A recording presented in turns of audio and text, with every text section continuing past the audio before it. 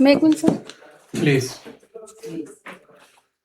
नमस्ते सर। नमस्ते। बैठ जाइए। Thank you sir. Introduce yourself.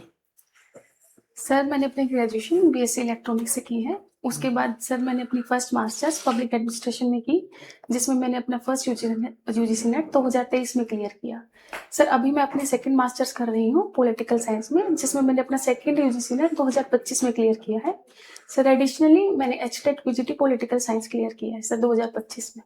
आप अभी पॉलिटिकल साइंस से बोला आपने कि कर रही हैं। Yes sir. पीजी आपका कंप्लीट नहीं हुआ है? No sir. ठीक है। आप बीएससी इलेक्ट्रॉनिक्स से किया है? Yes sir. ठीक है, तो उसमें तो बहुत अच्छे जो है स्कोप हैं। आप सीएसआईआर के माध्यम से भी यूजीसी नेट वगैरह कर सकती थी। Yes sir. फिर इधर आने की क्या जरूरत थी? Yes sir. सर दो मेरे को इंटरेस्ट पहले से ही था ह्यूमैनिटीज में, और पहले मेरे को इतना मौका नहीं मिला या मेरे को इतनी जानकारी नहीं थी, अपने स्कूल में हमारे आर्ट्स नहीं थी। बट सर मैंने अपनी ग्रेजुएशन के बाद कुछ सालों के लिए कॉम्पिटिटिव एग्जाम्स की तैयारी की थी। वहां से सर मैंने पॉलिटी को पढ़ा और पब्लिक एडमिनिस्ट्रेशन को और ज्यादा पढ़ा, जहाँ से सर मेरा इंटरेस्ट ह्यूमैनिटीज में ज्यादा बढ़ गया, तो मैंने सर अपने एकेडमिक्स फील्ड को ही शिफ्ट कर लिया सर। ठीक है। पॉलिटिकल साइंस में पवेड तो आपका इंटरेस्ट होगा ही, आपने पीजी किया है। इसके अलावा कौन सी यूनिट आपको पसंद है? सर वेस्टर्न पॉलिटिकल थिंकर्स में sir John Locke and sir John Rawls, and sir Indian political thinkers में sir Kautilya, and sir Indian institutions में सर पीआरआईज। ये इंटरेस्ट एरिया है सर मेरे कुछ। Okay sir. जी, सरकार अभी सोशल मीडिया पे कई प्रतिबंध लगा रहे हैं। आपने बताया कि जॉन लॉक आपके बहुत प्यारे हैं, अगर वो रहते तो इन पर क्या टिप्पणी करते? Yes sir. Sir John lock को फादर ऑफ लिबरलिज्म बोला जाता है, जिन्होंने इंडिविजुअल की जो लिबर्टी है उसको प्रायोरिटी दी है, और ये बोला है कि स्टेट इंटरफेरेंस नहीं कर सकती नेगेटिव एक्सपेक्ट में, कि इंटरफेरेंस नहीं करेगी। तो सर शायद वो होते तो ये बोलते कि हाँ आपका जो प्रतिबंध लगाना है वो गलत है। बट सर आज की जो सिचुएशंस हैं जिसमें हम सर पॉजिटिव लिबर्टी देखते हैं ना कि नेगेटिव लिबर्टी, यहाँ पर स्टेट इंटरफेरेंस कर सकती है for the welfare of the country and for maintaining the stability in the country. तो सर प्रतिबंध स्टेबिलिटी को देखते हुए लगाए जा सकते हैं सर सरकार के द्वारा। ठीक है, हमें पॉलिटिकल साइंस के दृष्टिकोण से बताइए कि एक अच्छा नागरिक होना और एक अच्छा इंसान होने में क्या अंतर है? ये सर हम ये एरिस्टोटल से जोड़ सकते हैं, क्योंकि उन्होंने सिटीजन को ये बोला था कि आप अच्छे नागरिक भले ही ना हो, पर आपको एक अच्छा सिटीजन होना चाहिए, जिसमें उन्होंने बोला है कि आपको स्टेट में पार्टिसिपेशन करना पड़ेगा, गवर्नेंस में पार्टिसिपेशन करना पड़ेगा, तभी आपको वोटिंग का अधिकार मिलेगा। तो आप एक अच्छे सिटीजन होने चाहिए, ना कि अच्छे नागरिक। और सर अगर मैं आज के बारे में बोलूं, आज के समय के बारे में बोलूं, तो सर एक अच्छा सिटीजन होना और मैं अच्छा नागरिक होना, इंसान होना, सर दोनों को मैं कॉम्प्लीमेंट्री मानती हूँ। आपके अंदर एथिक्स भी होनी चाहिए, मोरालिटी भी होनी चाहिए, और वैल्यूज भी होनी चाहिए सर। ठीक है, हमें शांति पर्व के अनुसार जो है, जो सप्तांग का सिद्धांत है वो कौटिल्य के सप्तांग से कैसे भिन्न है? सर सॉरी मैं अभी नहीं जानती सर आज के सप्ताह के बारे में। कोई बात नहीं। अभी एक क्लॉज बहुत चर्चा में है, रोमियो जूलियट क्लॉज, उसके बारे में बताइए।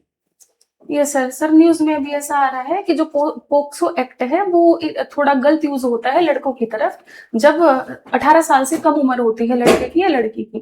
तो सर ये माना जाता है जो यूरोपियन नेशंस है वो रोमियो जूलियट क्लॉज पे चलते हैं, कि अगर लड़का और लड़की के बीच में उम्र का जो गैप है वो कम हुआ, जैसे कि 2 साल, तो उसको हम पोक्सो में ना रखें। अगर ज्यादा गैप हुआ 10 साल 11 साल, तो हम पोक्सो में रख के हम वो जो लड़का है या जिसने भी अपराध किया है उसके अगेंस्ट कार्रवाई कर सकते हैं। ये आईपीसी की कौन सी धारा है?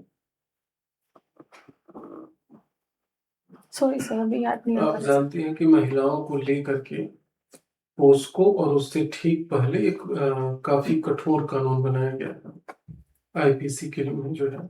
सर जहां तक याद आ पा रही सर 498 याद कर पा रही। 498 जी सर प्लीज। कोई हमें ये बताइए कि यदि वन नेशन वन इलेक्शन को लागू करना हो तो संविधान में कहाँ कहाँ बदलाव करना होगा? Yes sir. सर आर्टिकल 83 में बदलाव करना पड़ेगा, सर जो टेन्योर बढ़ाएगा लोकसभा का या घटाएगा, और सर स्टेट रिलेटेड भी आर्टिकल्स, सर जहां तक मैं याद कर पा रही हूँ सर 185 है सर, एग्जैक्टली मैं अभी याद नहीं कर पा रही हूँ। ठीक है, संविधान के कुछ अनुच्छेद के साथ प्रमाणित कीजिए कि हमारा राष्ट्रपति जो है रबर स्टाम्प नहीं है। Yes sir. सर सबसे पहले तो हम ये बोल सकते हैं कि आर्टिकल 52 से देख सकते हैं कि हमारे पास एक जो हेड होंगे और उनके इलेक्शन होंगे। आर्टिकल 55 में भी देख सकते, sir sorry sir, yes sir 52 में देख सकते हैं कि एक हमारे हेड होंगे जो फर्स्ट सिटीजन ऑफ इंडिया होंगे, और वो जो तीनों मिलिट्री है उनके हेड होंगे।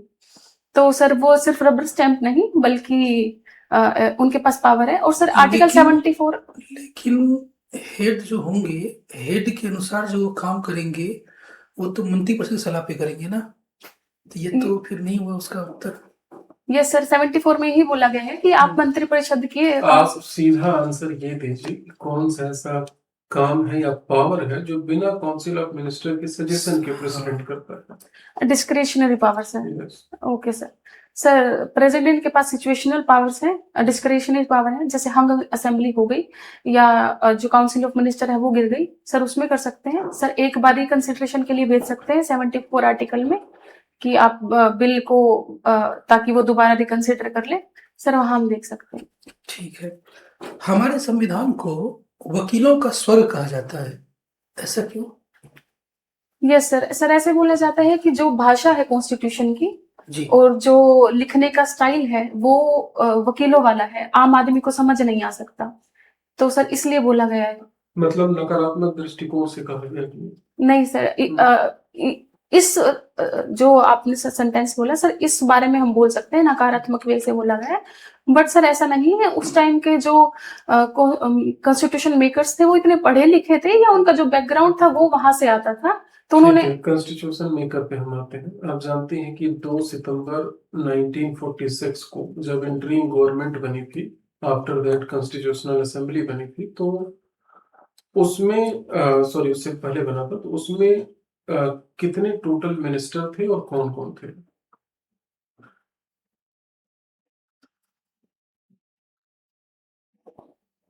सॉरी सर अभी याद नहीं आ पा रही। उसके बाद 26 अक्टूबर को फिर से जो है चेंज हुआ मिनिस्ट्री। ये सर 399 थे और फिर सर 296 हो गए थे। नहीं, minister no sir minister minister नहीं आइडिया है। No sir. ठीक है मैम। नेहरू का समाजवाद कैसा था? मैम नेहरू का जो सोशलिज्म था वो मिक्स्ड था, जिसमें उन्होंने फैबियन सोशलिज्म की बात की है कि हम प्राइवेट और पब्लिक को दोनों साथ साथ चलाएंगे और ग्रेजुअल ढंग से चेंज करेंगे, ना कि रिवोल्यूशन के हिसाब से चेंज करेंगे। तो मैम इसलिए उन्होंने प्लानिंग कमीशन बनाया, इंडस्ट्रीज लगाई सेंटर के अंडर, ताकि इक्वल डेवलपमेंट हो सके। सार्क देश के नाम बताइए।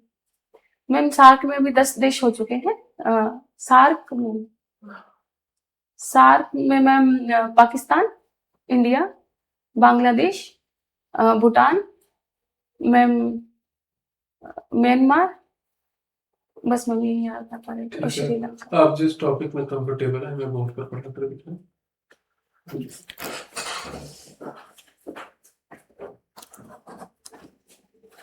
सर मैं आप लोगों को स्टूडेंट समझ सकते हैं सर?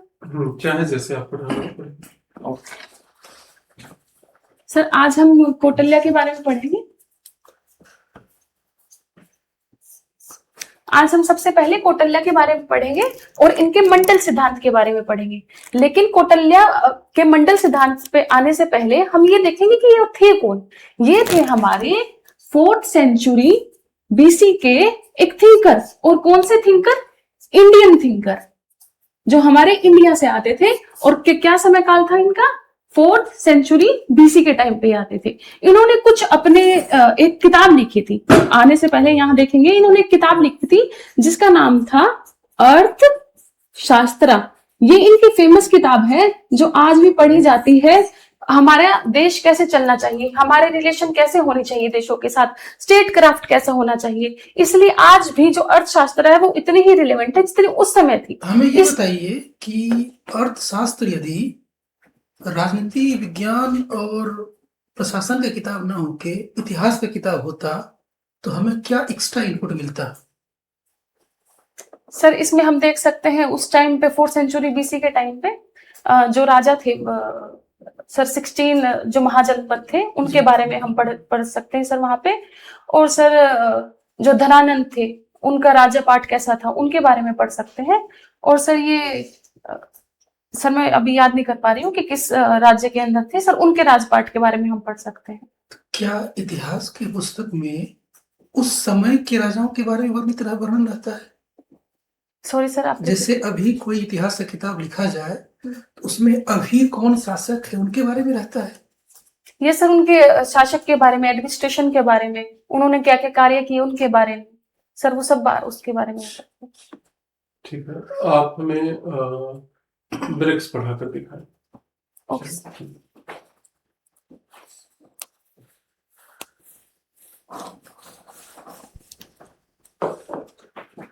तो आज हम पढ़ेंगे सबसे पहले एक ऑर्गेनाइजेशन जिसको हम एक इंटरनेशनल ऑर्गेनाइजेशन के तौर पे भी देख सकते हैं, ब्रिक्स।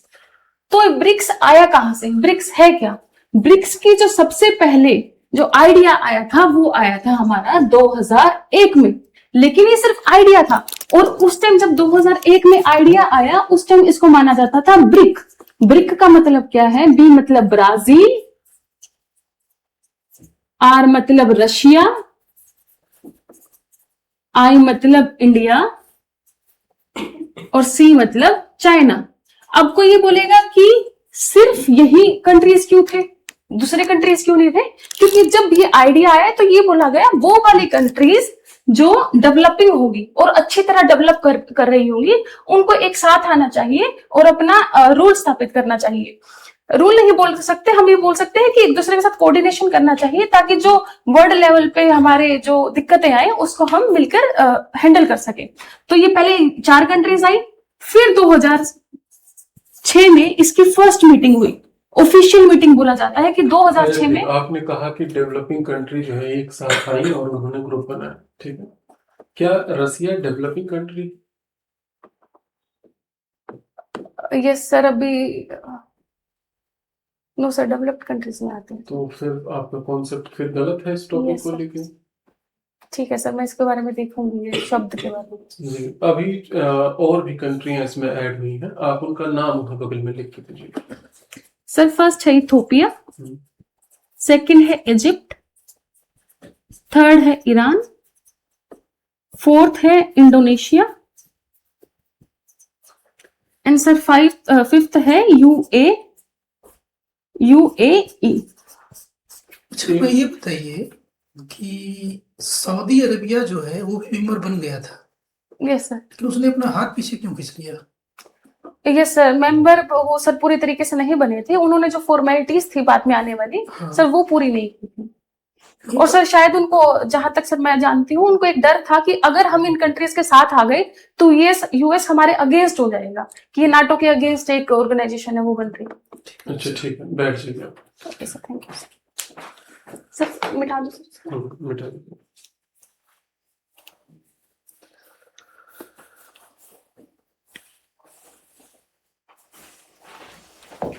बैठ जाइए।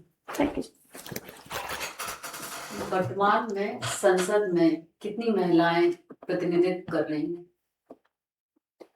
मैम एग्जैक्टली तो मैम मेरे को याद नहीं आ पा रहा है मैम, अराउंड 43 महिलाएं हैं। ठीक है।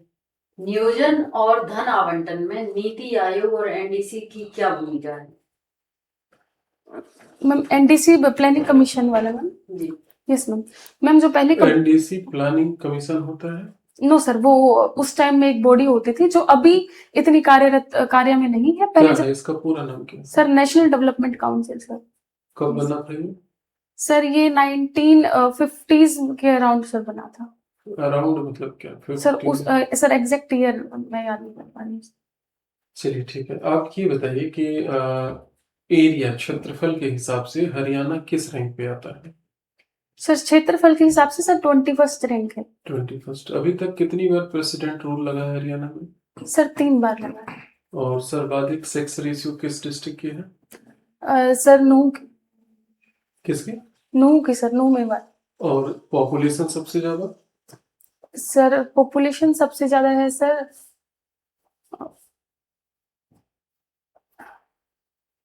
सर सर शायद जहां तक मैं याद कर पा रही हूँ सर, फरीदाबाद। स्टेट बर्ड क्या है हरियाणा का? Sir francolin. श्योर है? ये सर काला तीतर बोलते हैं सर उसको, ब्लैक फ्रैंकोलिन। श्योर है आप इसको लिखो? यस। ठीक है, आज का इंटरव्यू हम यही समाप्त करते हैं, जा सकते हैं। Okay, thank you.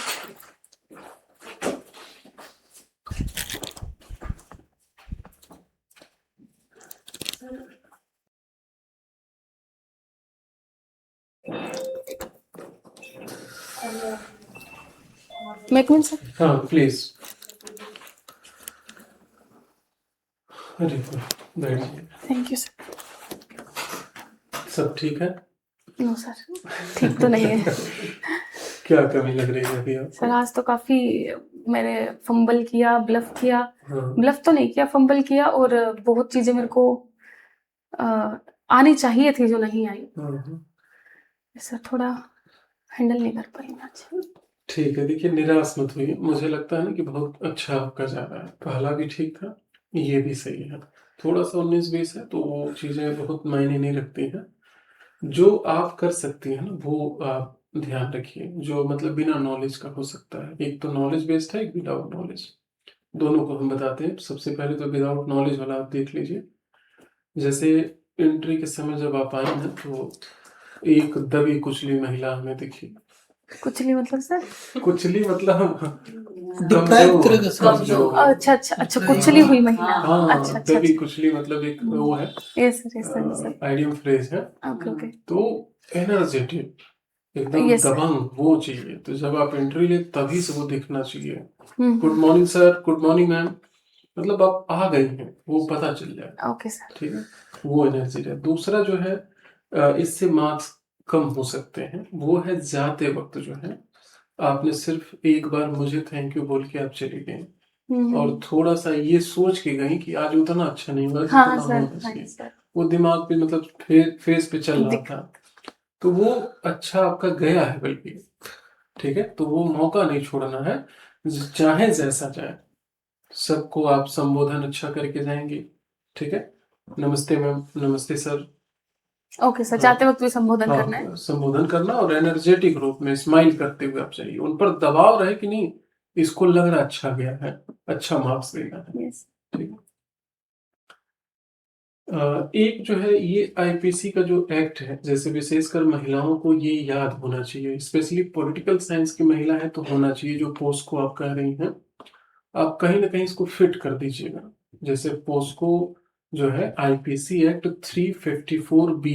Okay sir. हाँ, ये अलग से बना है, मैं इस पे नोट कर दिया हूँ, आप इसको देख लीजिएगा कि 354B है। अगर फीमेल 18 से नीचे हो तो उसको 354B कंसीडर करेगा, और 18 प्लस है तो केवल 354 करेगा।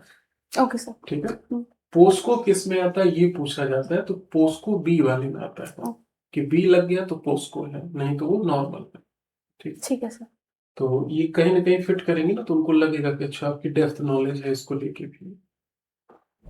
टू द पॉइंट आप ध्यान दीजिए, ज्यादातर आंसर दीजिए। एक जगह बस थोड़ा सा आप फिसली, फिर डर आने लगा, मतलब आपको लगा कि अब लग रहा है खराब जा रहा है। जैसे सर का वो क्वेश्चन था रबर स्टाम्प वाला। ये सर आर्टिकल मैं याद नहीं कर पा रही थी, और सर इस प्रेशर में पता नहीं क्या होता है कि ना जो पर्टिकुलर नंबर है वो तो याद ही नहीं आते सर। हाँ, उसमें घबराने वाली बात नहीं है। हाँ आप सर। एक देंगी आंसर ना तो धीरे धीरे और आ जाएगा। ये कॉन्सेप्चुअल है, फैक्ट नहीं है। इसमें आपको सोच के ही देना है, तो थोड़ा सा सोचने में टाइम लेती है तो कोई बुराई नहीं है। और आराम से। यदि हाँ। आर्टिकल एग्जैक्टली याद नहीं आ रहा हो तो कॉन्सेप्ट अगर रिमाइंड में आ रहा हो, जैसे कि जो संसद के सदस्य होते हैं उनकी निरर्थता के बारे में है, वहां वो केवल इलेक्शन कमीशन सलाह ले सकते हैं। एक है वो आर्टिकल जो है 143 में नहीं 103 है सर, सलाह लेने का ना। हाँ सर 143 नहीं जो निरर्थता वाला है, जहां पर प्रेसिडेंट जो है नहीं पूछेगा मंत्रिपरिषद से, वहां स्वयं निर्णय लेगा। अच्छा अच्छा, Authority, सिचुएशनल। हाँ। सर पर आर्टिकल कॉन्स्टिट्यूशन में नहीं है शायद ये। आप 103 और 217 को देखिएगा। ठीक है सर, ठीक ये 2 आर्टिकल है हम्म। जहां राष्ट्रपति सर्वे सर्वा है, है। ओके सर, 103 एंड 217, ठीक है सर। ये दोनों देखिएगा। तो सर अगर मान लो कि मेरे को आर्टिकल नहीं आता हाँ है तो तो? कॉन्सेप्ट बता देना है। Okay sir. हाँ क्योंकि तो- सर वहीं से मेरा ना डिटेल होना शुरू हो गया था हाँ। कि मेरे को फैक्ट याद ही नहीं आई आता डू अंडरस्टैंड, वो मैं Yes, समझ sir. गया कि Yes, उस sir. कारण से दबाव में आ गए। किस डेट को है आपका? सर 20 20 को। हाँ तो ज्यादा तनाव नहीं लेना। हाँ, तनाव नहीं जो लेना है। फैक्ट आ जाए, नहीं आता तो बाकी चीजें आपकी ठीक है, वो लोग भी कंसीडर करते हैं उतना। ठीक। एक हरियाणा जी के भी थोड़ा सा आप रिव्यू कर लीजिएगा कि वो फटाक से आंसर आए, कोई चीज पूछा जा रहा तुरंत आए, इस टाइप से गो थ्रू एक बार कर सकते हैं। एक जो है बोर्ड पर जब हम आते हैं तो एक तो आपने खुद टॉपिक जो सेलेक्ट किया था उसमें काफी अच्छा सब कुछ था, दूसरे में भी था। पहले में एक शब्द आप डिलीट कर दीजिए कि हम देखेंगे। Okay sir. ठीक है, इसको भूल जाइए कि आज हम ये देखेंगे, इसको कहते हैं क्लास प्लान। ठीक है, क्लास प्लान का टाइम नहीं है, आप डायरेक्ट दिखाना शुरू कर दीजिए। ठीक है सर। ठीक है, जैसे पहला टॉपिक क्या था आपका? सर कौटिल्य का मंडल सिद्धांत। कौटिल्य का मंडल सिद्धांत, तो आप डायरेक्ट उसके मंडल सिद्धांत को बताना शुरू कर दीजिए, या क्या है, कैसे है, बेनिफिट क्या है, ये है, वो है। ठीक है, ठीक है। हाँ, बस वो देखेंगे शब्द हटा दीजिए। Okay sir, okay. अब आते हैं जो हमने टॉपिक दिया, इन दोनों में से कोई एक आपके साथ होगा, वहां पर दोनों नहीं होगा। ठीक है, तो वो डेवलपिंग को लेकर के वो थोड़ा सा गलत शब्द आपका निकल गया। बेसिकली डेवलपिंग इसका ऑब्जेक्ट नहीं था, डेवलपिंग वाला है 77 है, G77 डेवलपिंग ऑब्जेक्ट्स के लिए बना था। ठीक है, ब्रिक्स जो था ये डेवलपिंग मिल के नहीं बनाए थे, डेवलपिंग के लिए बनाए थे, okay sir, okay. For developing. Yes sir, yes. हाँ, तो वो जो वर्ड है, हाँ। फिर आखिरी में भी आप कॉन्सेप्ट नहीं क्लियर था तो बचाव नहीं कर पाए कि रसिया डेवलप है, डेवलपिंग है। तो मेंबर तो कोई भी बन सकता है, पर्पस था कि डेवलपिंग के लिए। Yes sir, yes sir. तो ठीक है, इसमें ज्यादा परेशान होने की बात नहीं। और कुछ जानना चाहेंगे आप पैनल से? सर कितना परेशान होने की बात है, बस ये बता दीजिए अभी, ताकि मैं 3 दिन। आप मान के चले कि अगर मैं ऐसे देखूं तो एक बड़ी गलती अगर हटा दे तो मान के चलिए कि 1-2%, वो है जाते वक्त वाला। यस सर, लास्ट टाइम मैं खुश हो गई थी, अभी मैं प्रेशर में इतना थी कि आज तक क्या ही कर गया है। हाँ, कि वो हमेशा आपको करना है, आपको लगेगा कि बुरा गया। कई लोगों को तो इतना डांट दिया जाता है इंटरव्यू में, ऐसा भी हो सकता है, और मार्क्स आता है तो रिजल्ट रहता है। तो आप घबराना नहीं है, वो लोग आपको घबराने के लिए कई उपाय करेंगे, ना तो अच्छे क्वेश्चन पूछने के लिए बुला रहे हैं, ना तो कह सकते हैं कि बहुत तौर तरीके के लिए, वो कोई भी तरीका अपना सकते हैं। आपकी नॉलेज की जांच हो चुकी है। Yes ma'am. तो ठीक है, मतलब मेरे को ये अपनी तरफ से रखना है कि ठीक गया है। ठीक गया है, तो हमेशा। लेट देम हाँ, डिसाइड कि जो भी होगा जो होगा देखा जाएगा। अच्छा जाता है, मोस्टली अच्छा जाता है। अब जैसे मान लीजिए मैंने कहा ना कि आप उन पर दबाव बनाइए, जाते वक्त जो है नमस्ते सर, नमस्ते मैम, थैंक यू करते हुए, मतलब कि वो जितना दे रहे थे उससे आधा नंबर ज्यादा देते, 1 नंबर ज्यादा देते। उन्हें तो बस ऐसे देना होता ना कि 6 दे दे, 6.5 दे दे, 7 दे दे, 7.5 दे दे, उनके लिए तो आधा नंबर है। लेकिन हमारे हमारी लिए, जिंदगी हमारे लिए बहुत कुछ है। ठीक है, तो हर जगह करना, बाकी चीजें तो थोड़ा बहुत चल जाएगा। यहाँ पर भी कह सकते हैं कि सॉरी सर, मैं इस शब्द को लेकर थोड़ा डिस्टर्ब थी, जैसे डेवलपिंग वाले में जो है, मैं इसको कंसीडर नहीं कर पा रही हूँ, तो कोई दिक्कत नहीं, चल जाएगा इतना। ठीक है सर, बस प्रेशर में नहीं आना है आज। मैं हाँ। बहुत प्रेशर में शुरू से ही आ गई थी, वो एक्ट आर्टिकल्स में। ये मॉक होते ही सीखेंगे, वहां क्या होगा कि ये 4 चेहरे बदल जाएंगे, तौर तरीका, क्वेश्चन, आवाज, सब लगभग ऐसे ही होगा। एक आध लोग प्यार से बोलेंगे, एक आध लोग टाइट बोलेंगे, हमें हर सिचुएशन के लिए ठीक है। बस ये समझिएगा कि वो लोग हमसे, हमारे बारे में अच्छा सोच रहे हैं। आप अपना आंसर दीजिए। परेशान नहीं ऐसा होइए। भी हो सकता है कि एक आपके ऊपर ध्यान ही नहीं दे रहे हैं, तो आपको भटकना नहीं है, आपको अपना जवाब देना है। ठीक है? क्योंकि वो जानबूझ के भी ऐसा करते हैं, आपको चेक करने के लिए। Yes ma'am, yes ma'am. और वो होता है इसीलिए कि हम उस विश्वास को हासिल कर सके कि हमारा अच्छा, हमारा ठीक है। ठीक है, ठीक सर ये है। हेयर स्टाइल सर ठीक है मैम? हाँ ठीक है। ठीक है। ठीक है। और सर साड़ी ऐसी ही है, मतलब रंग चेंज उसका क्रीम कलर है, बाकी यही है कपड़े ठीक है। ड्रेस? ज्यादा वो तो नहीं, मतलब क्रीम नहीं में सर, हल्का- वाइट नहीं है, क्रीमिश सा है, और सर जैसे खादी होती है ना हाँ वैसा हाँ सा हाँ, है। फिर ठीक है, कोई दिक्कत नहीं। ठीक है, वैसे हमें तो ये भी अच्छा ये भी लगा। आपकी फॉर्मल है, अच्छी फॉर्मल लगी। है। आप दोनों में जिसमें कंफर्टेबल हो आप कर सकती हैं। आप चाहे तो उसका फोटो भेज दीजिए Yes, sir, yes, जब sir. रेडी होने के बाद। हाँ जी। और एक बार जैसे हम सभी कैंडिडेट से बात भी करते हैं, एक दिन पहले रात में या मॉर्निंग में आप मेरे पास फोन भी कर लीजिएगा।